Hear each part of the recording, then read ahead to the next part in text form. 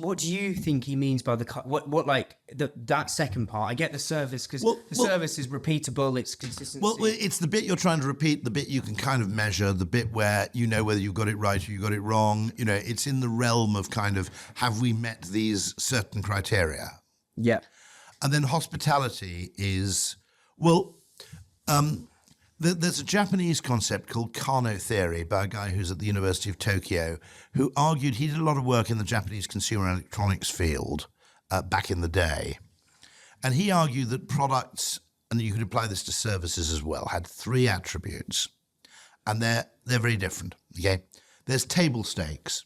You have to not fail at anything markedly, okay? So that would be if you bought milk repeatedly, and every time you bought this brand of milk, the carton leaked, right? You wouldn't buy it again. Doesn't matter anything else you've done. It's a waste of time because the carton leaks, okay? Yep. And that's what's called, I think, sort of, you could call it table stakes or basic attributes. They're what's required to be in the category in the first place. Then there are performance attributes, which are how good are you at doing the thing that the thing is intended to do? How good the milk is within the thing, whether people can tell that it's good milk, you know, whether it has reasonable shelf life, all those things. And generally, there's a linear return on improvement there. And then there's this third component of things, which would be delight attributes, where they're things you weren't even expecting. And as a consequence of not expecting them, you really notice them, and they create a kind of emotional effect which is out of all proportion to their cost. But they're often quite tangential to the main function of the product. So the example I always give is if you're in consumer electronics, you have a cassette player. And obviously it has to play cassettes, and it has to work, and it mustn't mangle the tapes, and it mustn't catch fire, and it mustn't do any of those terrible things which would basically be you exit the gene pool at that point. Okay. And then you have the performance attributes of the cassette deck, things like battery life and sound quality and, you know, wattage through the speakers before they start distorting. Those are the basic performance attributes. And then the delight attribute in a cassette deck was the eject mechanism. So if you won't remember cassettes, but you remember DVDs, do you? No, I know exactly what you're talking about. It's when you pull you press eject and it has like a counterbalance damping mechanism, and it hisses in a beautiful hydraulic way. You go, ooh, that's lovely. I'd really like that. Nice action, as Alan Partridge once said. On the other hand, if you press eject, it just goes clack. Functionally, there's no difference between the two, okay? There's no reason to spend money on the eject mechanism, but precisely because you can make it lovely and people aren't expecting it, that's where you should spend your money. Now, Will Gadara's point was, I think, about the spoons he chose for the ice cream in the central courtyard of a museum. He found these Italian spoons. Everybody went crazy because they were plastic, but they were particularly lovely, and they cost a fortune. Everyone was saying, do we need to spend X cents per spoon? But as he pointed out, he said, when everybody finished, they couldn't help going on about the spoons. That was the thing they noticed, because it was an area of disproportionate. That's why it's called hospitality beyond reason. Yes. There's a certain amount to it, which is service, which you can codify and reduce to an algorithm. And then there's the thing that you weren't expecting.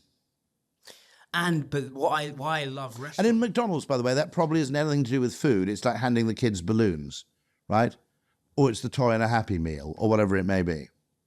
Yeah, I actually think for my own personal, I when I'm drunk and I go to the service, I always go to the Wandsworth roundabout. Mm-hmm. For that expectation. That's bizarre. That Wandsworth roundabout, it's like a little bit of Los Angeles has just descended on London. I don't understand. Completely bizarre thing. Why you know, the arches are like totemic. They're like up like that. It is kind of like that cathedral of consumption. It is, yeah. When I'm fucked, I'm like looking at it going, oh my God, it's like, I feel like I'm getting pulled into the mothership of gluttony. Because you live in Surrey, do you? So you drive out of London that way. I used to live in Fulham. Oh, you used to live in Fulham? Okay, yeah, and then all my mates live in sort of Battersea. So I'm always round that part of London. So it's like the perfect place to go.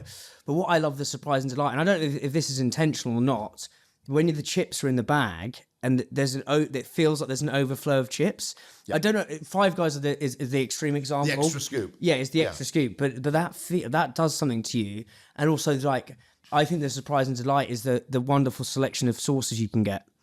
Yeah. I think McDonald's sauces are the best. The barbecue, the ketchup, well, of course, the curry sauce is fantastic. KFC now does it with the extra hot one, doesn't it? So you've got a choice of those when you have chicken dips.